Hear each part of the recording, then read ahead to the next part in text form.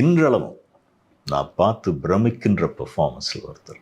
அவர் ஒரு கதாபாத்திரத்தை அணுகிற விதம், அவர் ஒரு கதாபாத்திரத்துக்கு உயிர் கொடுக்கின்ற அந்த விதம், அது நான் உங்களுக்கு தெரியும் சார். நீங்கள் அவர் கூட அவருடைய ஆரம்ப காலத்துலேருந்து நீங்கள் அவர் கூட பழகிருக்கீங்க. அந்த பிரமிப்பிலிருந்து மீளவே முடியாது சார்.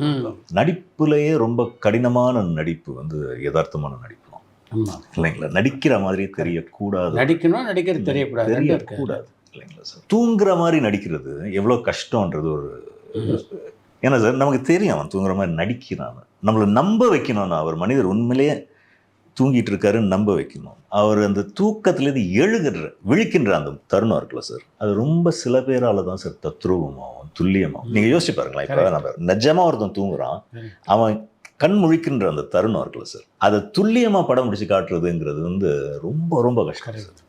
அது யார் பண்ணாலும் நடிப்பாக தான் இருக்கும். நான் ஒரு சீனை வந்து சார் வந்து கௌதம் சார் வந்து செட் பண்ணிட்டாரு, கேமரா ஷாட் ரெடியாக இருக்குது.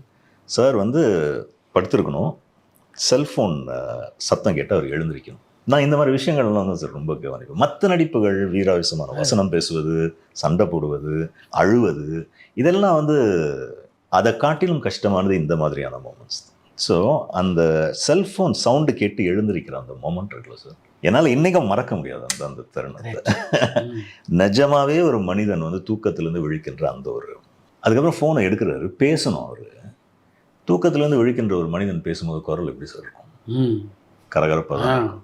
இதை பொதுவாக நடிகர்கள் எங்கே மேட்ச் பண்ணுவாங்கன்னா டப்பிங்கில் மேட்ச் பண்ணுவாங்க. அவர் அங்கேயே அதை அப்படி தான் சார் நடித்தார். இந்த மாதிரி ஏராளமான இன்சிடென்ட்ஸ் சார். மருதநாயகம் அவர் என் கூட ரொம்ப நல்லா பழக ஆரம்பிச்சிட்டார் சார். எனக்கு ரொம்ப ரொம்ப ஃப்ரெண்ட்லியாக நிறைய விஷயங்கள் பேசக்கூடிய ஒரு விஷயம், ஒரு வாய்ப்பு எனக்கு அவர் கொடுத்தாரு. எனக்கு வந்து இந்த தமிழ் சினிமாவினுடைய அந்த ஹிஸ்ட்ரியில் ஒரு பெரிய நாட்டமும் ஆர்வமும் உண்டு சார்.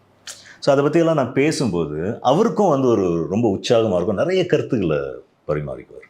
மருதநாயகம் ட்ரெய்லரை போட்டு காட்டினார் சார் எனக்கு. இந்த மாதிரி நிறைய விஷயங்கள் ஒரு தடவை. அப்புறம் அவர் எழுதின சிறுகதைகள், இதை பற்றியெல்லாம் நிறைய பேசியிருக்காரு. தமிழில் வந்து ஒரு ப்ரொஃபவுண்டான ஒரு தத்துவம் ஒன்று உண்டு சார். அது வந்து இந்த மறுமையை பற்றி சொல்லக்கூடிய ஒரு தத்துவம். கண்டவர் வெண்டிலர், வெண்டவர் கண்டிலர். அவ்வளோ ஆழமான ஒரு விஷயம் சார். அதான் உண்மையும் கூட.